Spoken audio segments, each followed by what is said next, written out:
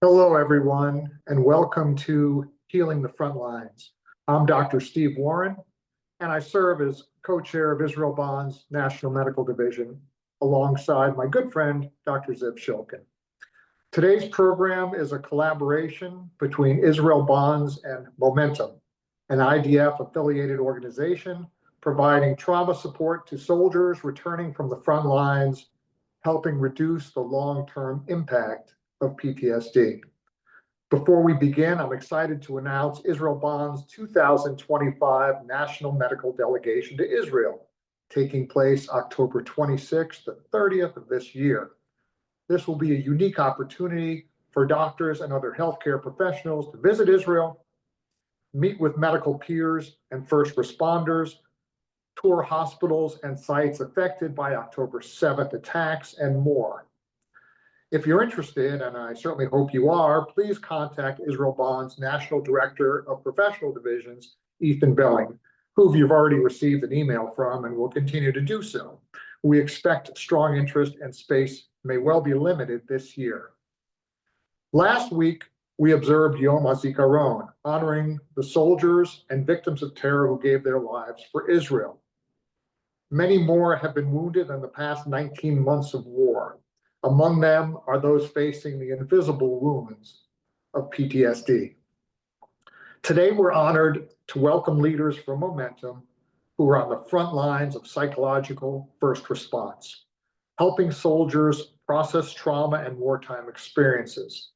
Their work is at the forefront of Israel's innovative approach to combat-related mental health and recognizing the power of early intervention. Now it is my pleasure to introduce Donnie Neve, President and CEO of Israel Bonds. Donnie assumed this role in December of 2021, following a distinguished career in government, business, and finance. A former Knesset member and Minister of Health, he also served as chairman of Kalal Insurance and founded a medtech-focused venture capital firm. Since October 7th, under Donnie's leadership, Israel Bonds has secured over $4.5 billion, that's with a B, in global sales. So please join me in welcoming Donnie Neve. Thank you, Dr. Warren. I would like to take this opportunity really to thank you and Dr. Shulkin for everything you do as the chair of Israel Bonds Medical Division, and also to take this opportunity to thank our chairman of the board, Dr. Andrew Hatter, the former chair of our medical division and the current chairman of the board of Israel Bonds. Thank you, Andy, for everything you do. The toll of the war started on October 7th for Israel and the Israelis is heavy, as we all know. And every day, we ache for the soldiers who sacrificed their life for Israel. We ache for the 59 hostages still held in Gaza, and we pray every day for their return home safely. And we ache for the injured soldiers who would bear the scars of this war for the rest of their life. And among these injured soldiers, there are many mentally injured soldiers.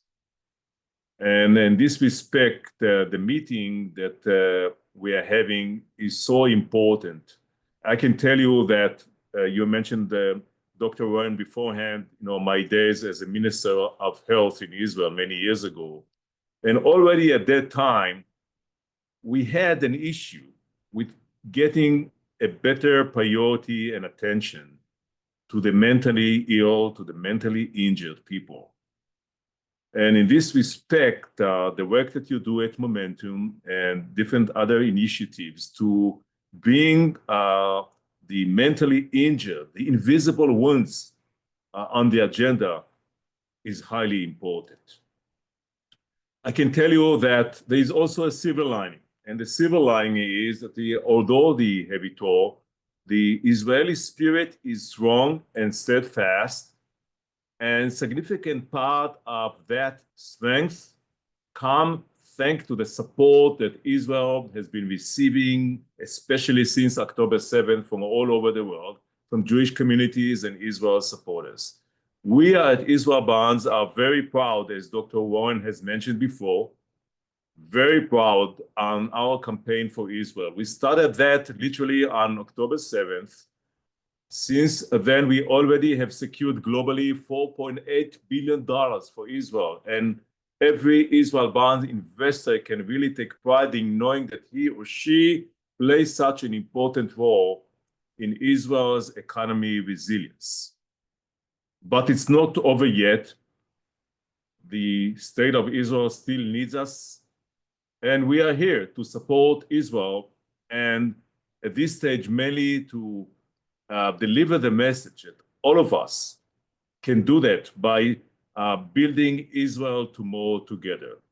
And at Israel Bonds, if you haven't purchased a bond so far, I invite you to do that today and to log in on israelbonds.com to open an account to purchase a bond for Israel. And by that, you, on one hand, you secure yourself strong and steady return.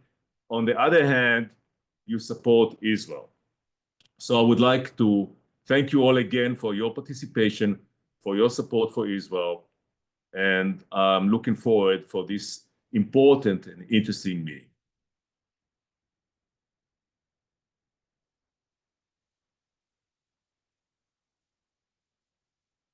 Thank you, Donnie. Next, I'd like to introduce our first guest speaker, Avi Cirt. Avi served at an elite IDF unit and went on to study economics at Hebrew University in Jerusalem. And then he served as executive director of Momentum. He has overseen the growth of the organization and works closely with the IDF Manpower Division in order to expand the reach of its work. Please welcome Avi Cirt. Thank you, Stephen. Thank you so much for inviting us and for the work of Israel Bond for Israel, which is amazing for many, many, many years, and especially during this war.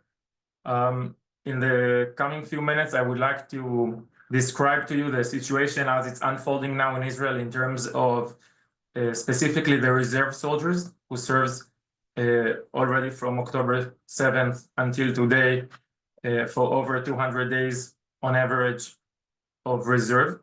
And before I will do that, I will just take a moment to explain about Momentum, the organization. Momentum was founded in 2008 by Abba and Pamela Kleiman.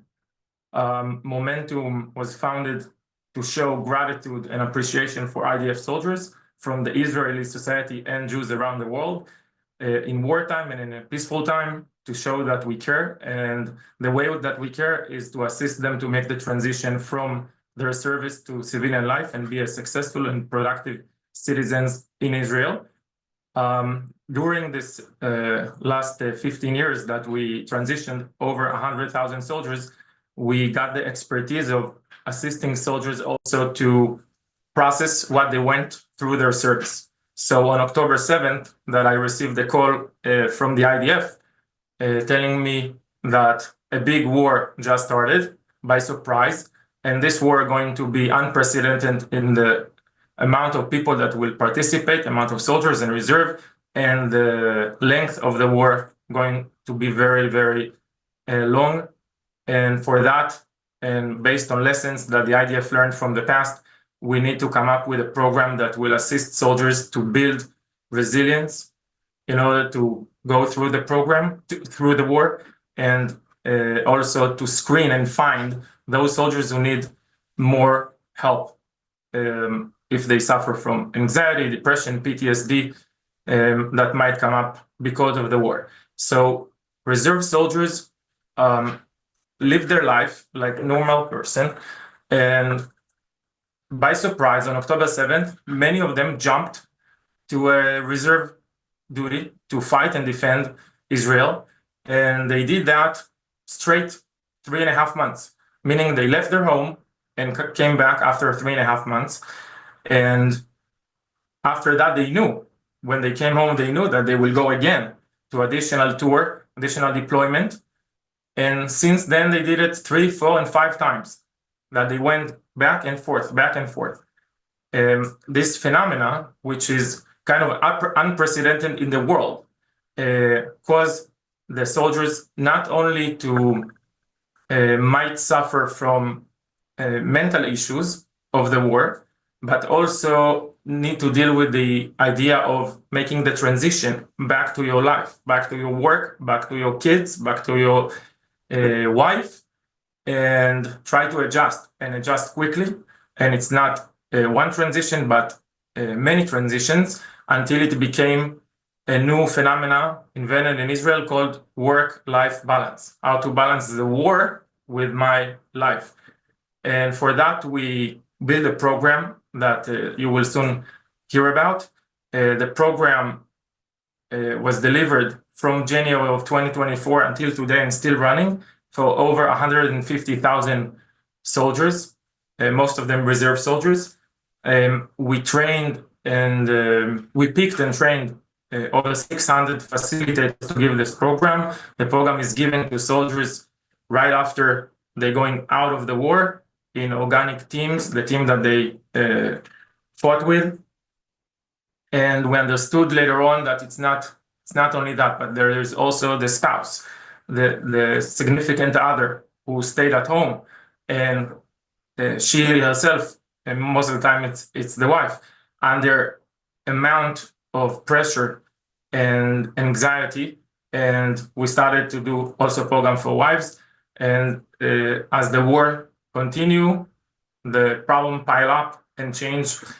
To finish, I would say that the idea of resilience, perseverance, the idea that we have no other choice and we need to work and to stand, keep standing in order to win the war, has to go through resilience. The fact that our soldiers will be able to keep fighting and keep winning until we win the war.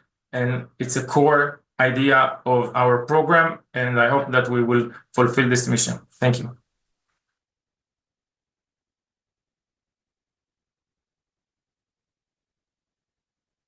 Avi, thank you so much.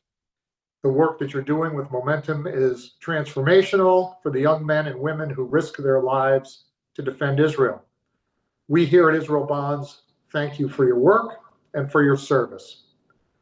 Our next speaker, Dr. Sharon Slater, is a clinical psychologist in Israel with over 32 years of experience and certification as a trauma services specialist.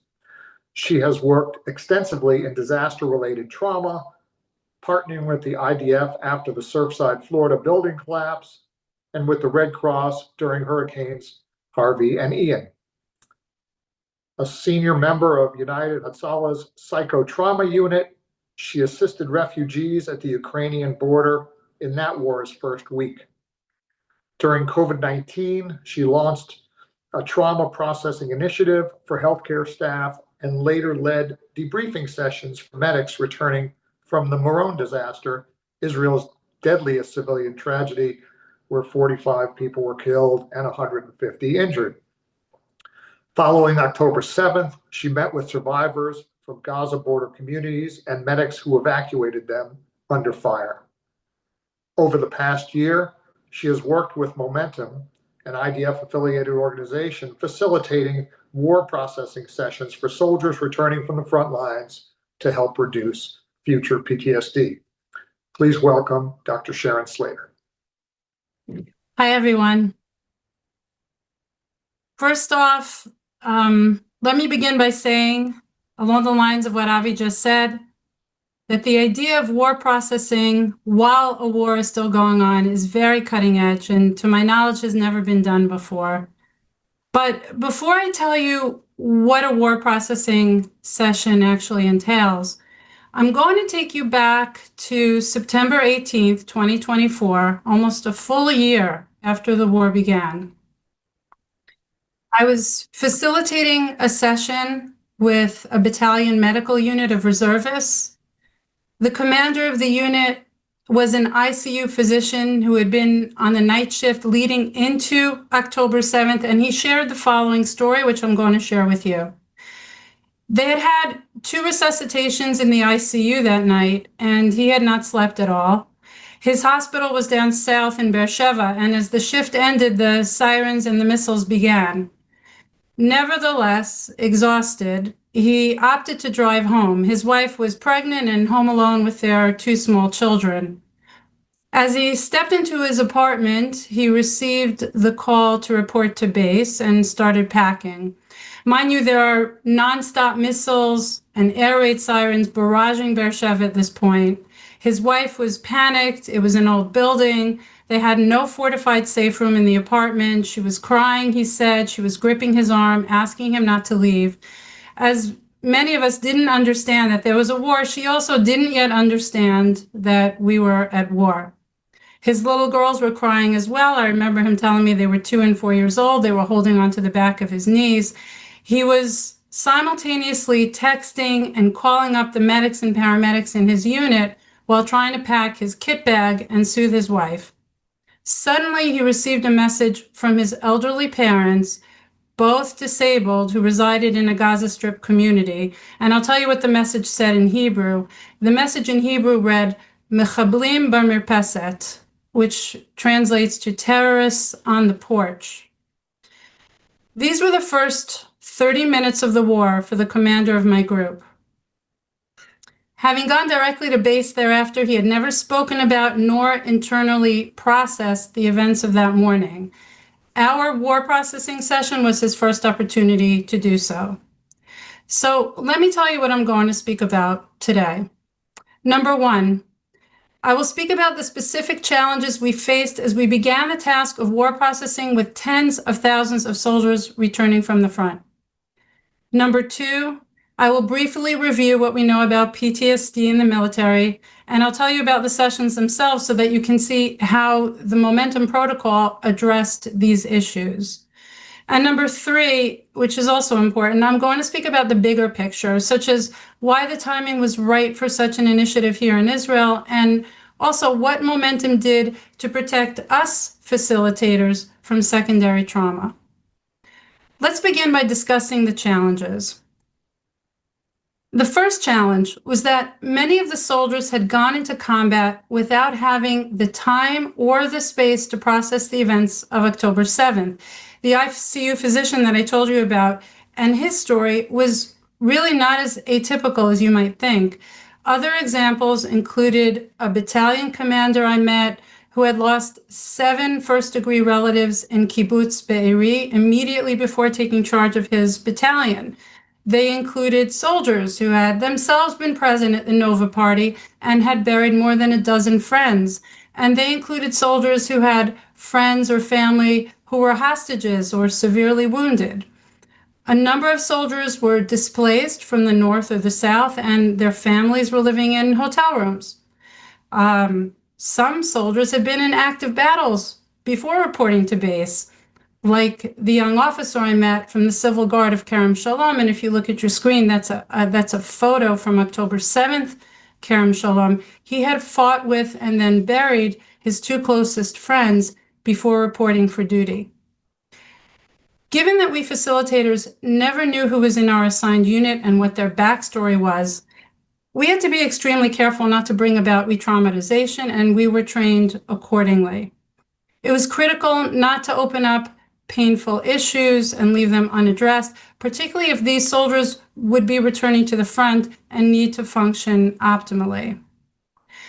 The second challenge, which made this initiative different than what is usually the case in trauma intervention, is that we as facilitators were simultaneously experiencing the exact same national and personal trauma.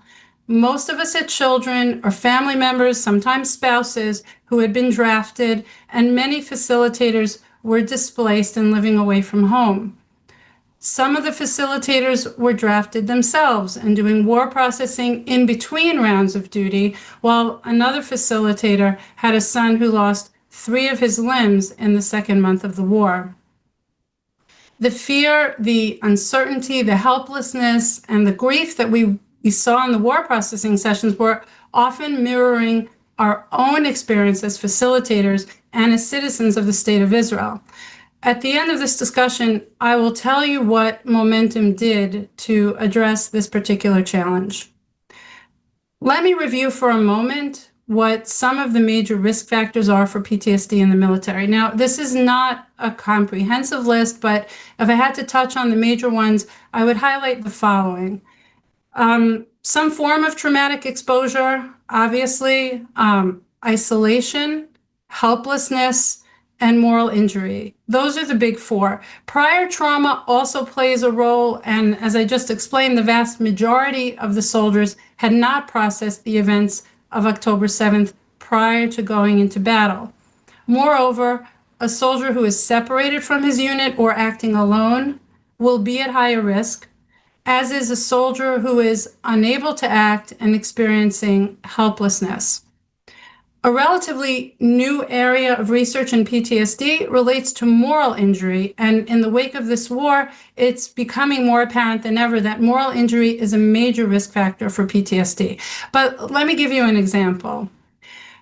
I met a unit of infantry soldiers fresh out of Gaza. I was there to do an immediate intervention, perhaps 4 hours after it happened, following a mass casualty incident in which over a dozen soldiers had been wounded and several killed. Here's what happened. The soldiers in my unit were being transported via armored vehicle when they came upon a unit under attack. All of the soldiers quickly disembarked to enter the battle except for the driver, who was ordered to stay put. The commander needed him to be in his seat and ready to move the vehicle if necessary.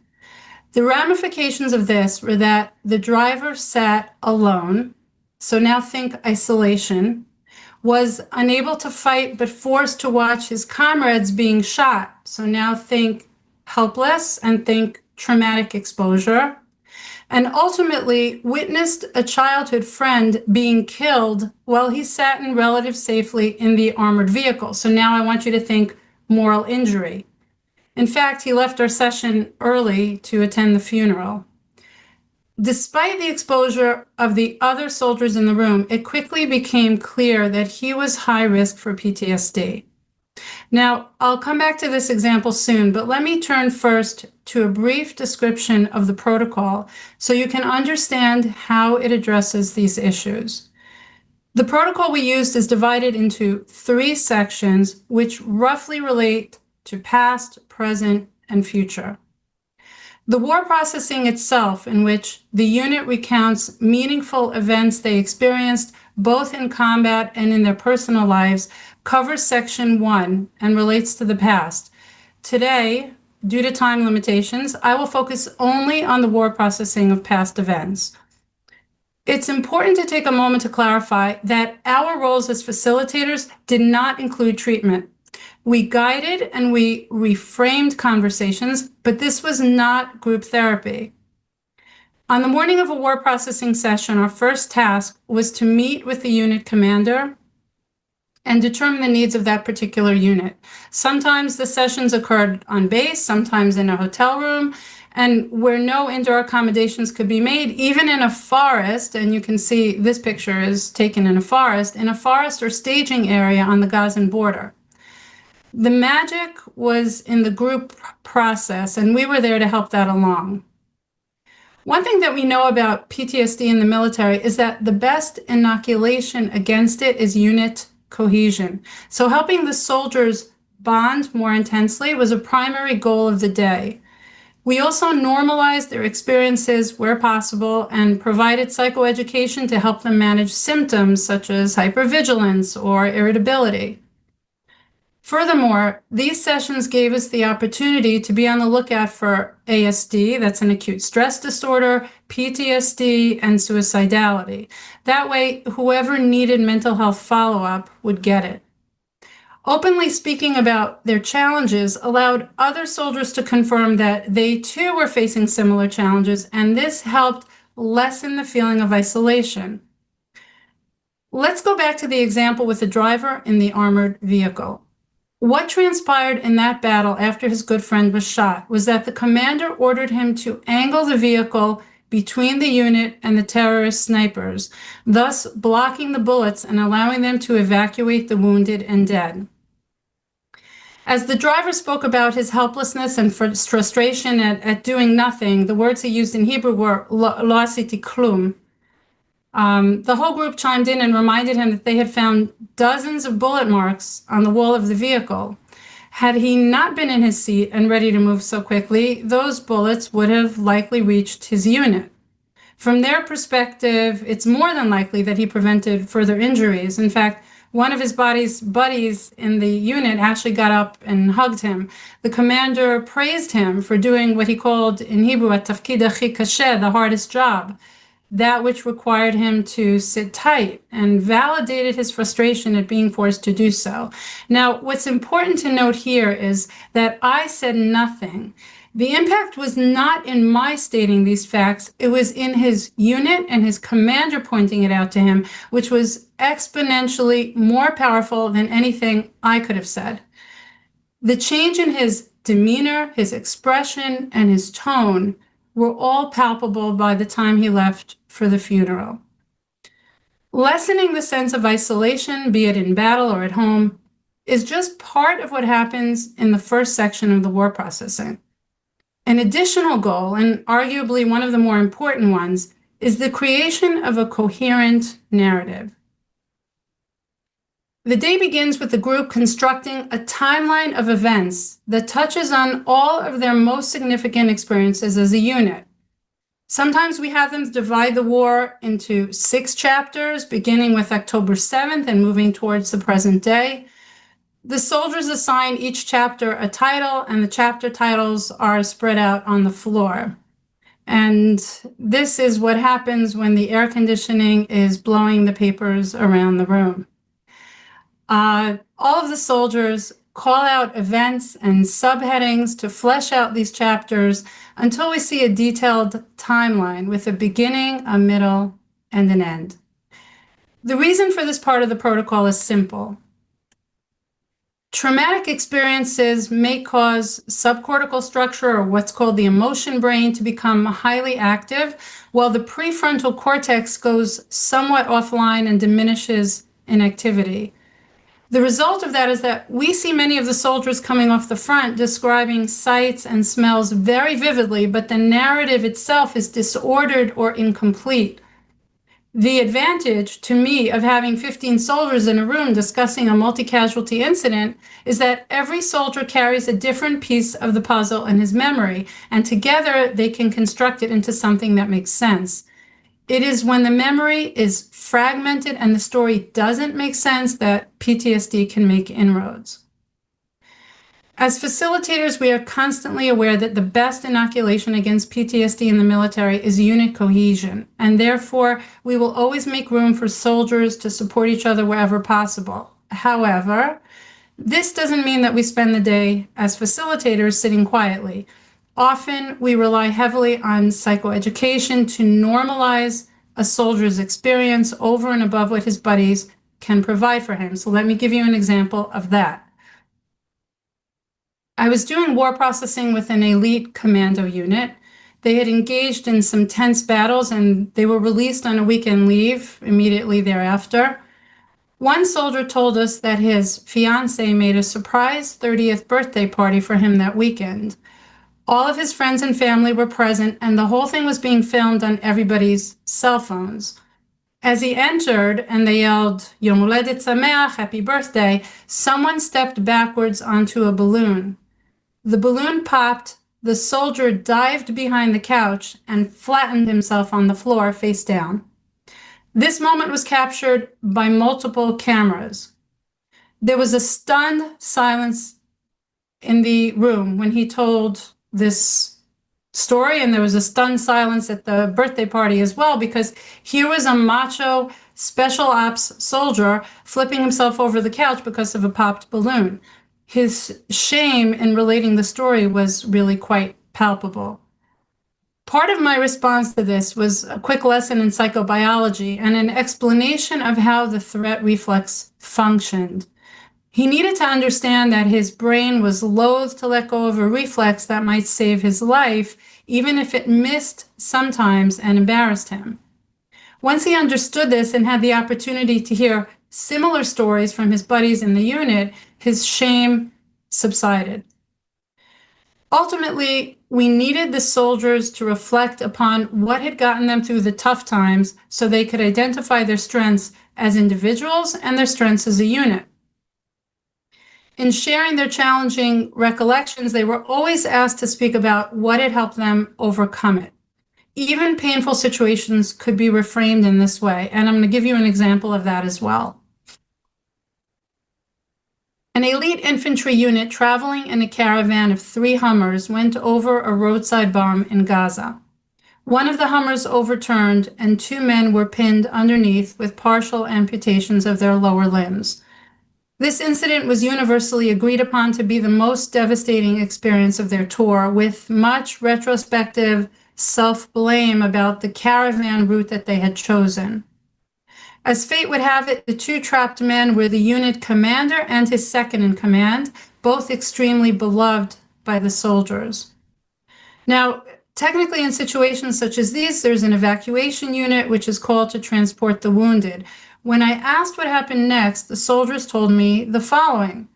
Rather than wait an indefinite period of time for help, the unit decided to improvise a rescue strategy by positioning one of the remaining 2 Hummers behind the damaged one. By pushing it carefully, they managed to extricate the men and transport them to the hospital. The commanders were both in surgery within less than an hour, and by the time of our war processing session, both men were walking. In my role as a facilitator, this was the part of the story that I needed to emphasize and reframe. The soldiers were using the clarity of hindsight to be self-critical and overly focused on why they had chosen that particular route. However, the lens needed to be widened to include their ingenuity in coming up with a plan, their speed at carrying it out and not waiting for transport, and the organic way in which the unit functioned even in the absence of a commander. Ultimately, the men were able to see that they had made much progress since the beginning of the war and had sharpened their ability to function smoothly as a group. As a facilitator, we all seek opportunities to highlight post-traumatic growth and teach the soldiers that challenges such as war can also create positive change. Speaking of widening the lens, it's important to understand how it is that we got a bunch of military men to process, share, and even cry in these sessions. If timing is everything, then the timing of this project was right for many reasons. In Israeli society today, therapy does not carry the same taboo as it once did. In fact, the Army did its best to remove that taboo altogether by issuing all reservists across the board a 1,500 shekel therapy voucher, use it or lose it. The idea was brilliant and encouraged many soldiers who otherwise might never have tried therapy to try it. In the old days, emotions were a sign of weakness and expressing them could affect your promotion. In this war, given that the reserve units were mixed age-wise, the active participation of the younger generation prodded the older generation into speaking, and without fail, they embraced it. Obviously, the fact that the protocol was written by Momentum's mental health experts, university professors, and Army specialists in the field enabled it to integrate the latest knowledge around trauma in the military, and certainly the Momentum facilitators were hand-picked and highly trained, but the societal readiness for such a shift was key. And today, over a year later, the war processing session is an integral part of a soldier's exit program when he finishes a tour of duty. Let me end with a few words about us, the facilitators. On October 7th, my sons-in-law were drafted simultaneously, leaving my daughters and their children alone. One daughter was 8 months pregnant with 2 children under 4. The other had no safe room in her apartment. Both families moved into our home for an indefinite period of time. 2 of our 3 sons were likewise drafted, and our boys lost 10 of their friends in the first 2 months of the war. I wish I could tell you that this was unusual, but relative to some of my fellow facilitators, I was lucky. My kids were alive, and I was living in my own home. Listening to the stories of the soldiers and helping them manage their pain while simultaneously managing our own and that of our children was a tall order, and Momentum knew it. They immediately put a wide safety net in place, and this became integral to our continued functioning during the toughest periods of the war. A veteran mental health officer was assigned to hold weekly Zoom meetings with us, which met on Sunday nights for over a year. I can tell you that we held on to those meetings for dear life. We were additionally afforded the option of live group supervision on a weekly basis, and once every 2 or 3 months, a group therapist sat with us in the home of a facilitator to allow us to meet, speak, and vent, as well as bond. All of these meetings, virtual or live, became the source of precisely the same kind of group cohesion that we aim to afford our soldiers, and like the soldiers, they became the source of our resilience as facilitators. We became brothers in arms, peer counselors, and friends, and together we weathered some of the most challenging situations we had ever encountered. I will wrap up and leave you with one final story from a day which I now look back on as one of the most beautiful and meaningful days of my life. It is not specifically related to PTSD or to the protocol, but nevertheless, I would like to share it with you. It will give you a taste of some of the discussions to which we were privy. The session happened in a barren staging area near Kerem Shalom on the Gazan border. I remember following my GPS to the middle of nowhere. 2 tanks rolled out of Gaza and 8 reservists disembarked. The dust of the battlefield still on their boots, we sat in the shade of the tanks with water and sandwiches and spoke for hours until the sun set. The boom of artillery was loud in the background, and I can tell you that the whole experience was completely surreal. Among other things, we spoke about death and fear of death.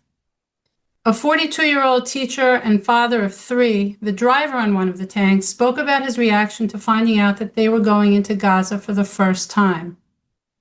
I was afraid, he said, not for myself, because if I'm dead, it's done, but for my wife and my kids. I'm a very hands-on father, and they're very attached to me. How will they grow up without a father? How can I abandon my wife, leave her alone without me, and with 3 young children? How will she manage? On the eve of their scheduled entry into Gaza, he was released to go home for the weekend. He told his wife that he didn't want to go in. Okay, she said, that's okay. But point out, please, the woman that you are choosing to be a widow in my stead. And show me the kids, she added, that you're planning to leave without a father, because if it's not you, it will be someone else, someone else's wife, and someone else's kids. Show me whom you choose to take my place. In that conversation, he said, he realized the strength of the woman he married, or as he put it to me in Hebrew, Havanti et mi aveti abaita. He went into Gaza on the following day and for many months thereafter. His wife was essentially saying to him that there were things worse than death. There was the losing of one's moral compass and letting someone else die in your place, someone else's children live without a father. And that was not the man she married. I'll end with that story, and I'll thank you all very much for being here today.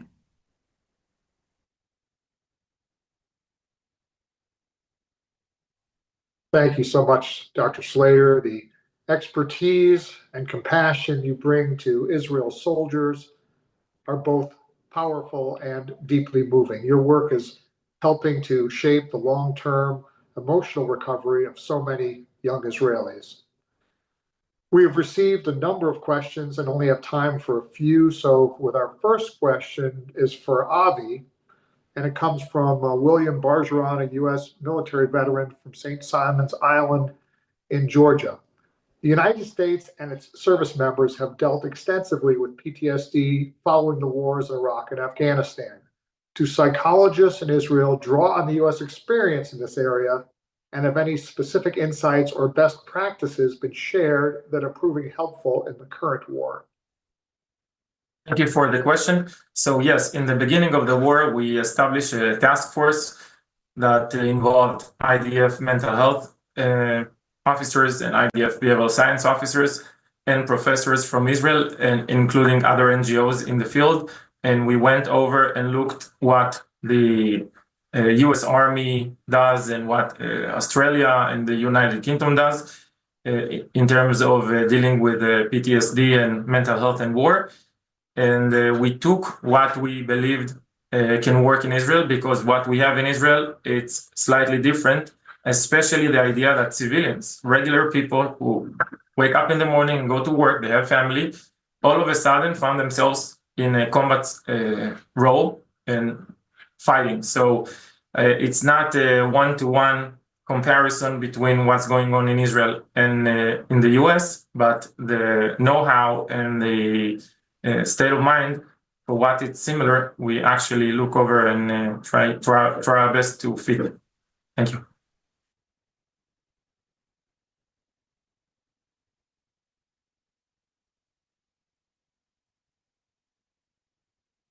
Thanks, Avi. Our next question is for Sharon.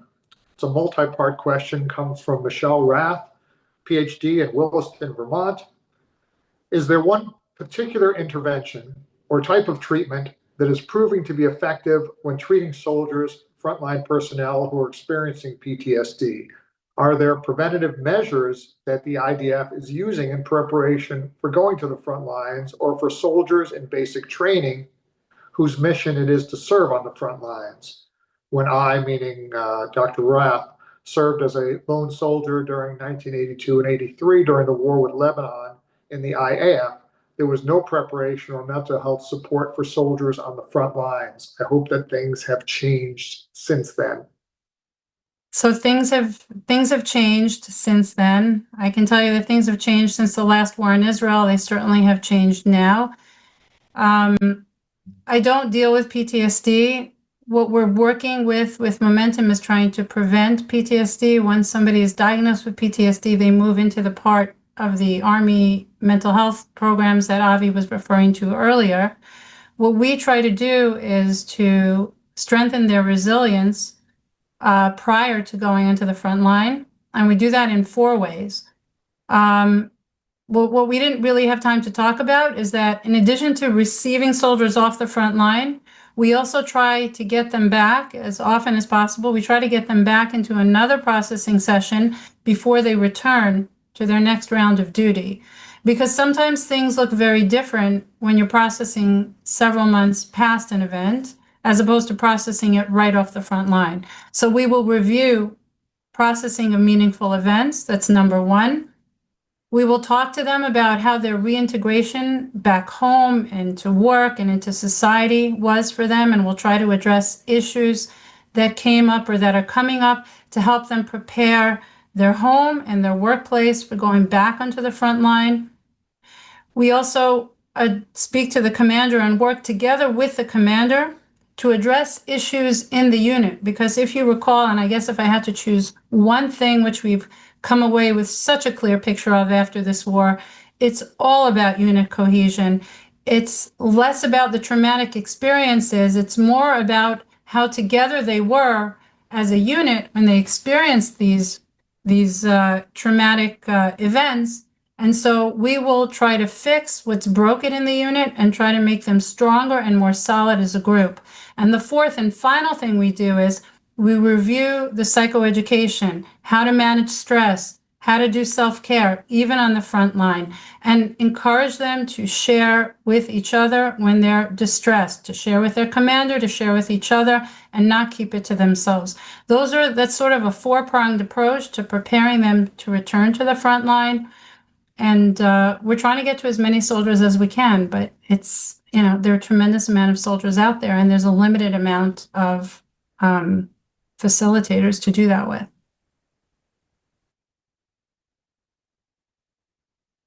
Thank you. Our 3rd and final question will come to Avi. It's one that was asked by a number of people. This one happens to be from Mayan Karidi from Haifa, Israel.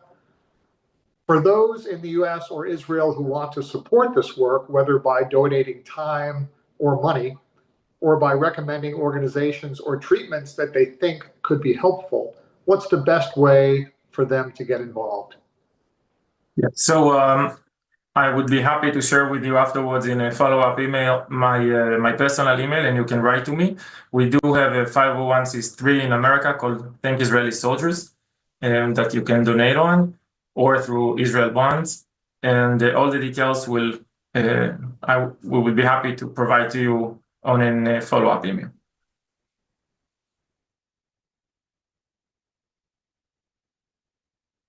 Thank you.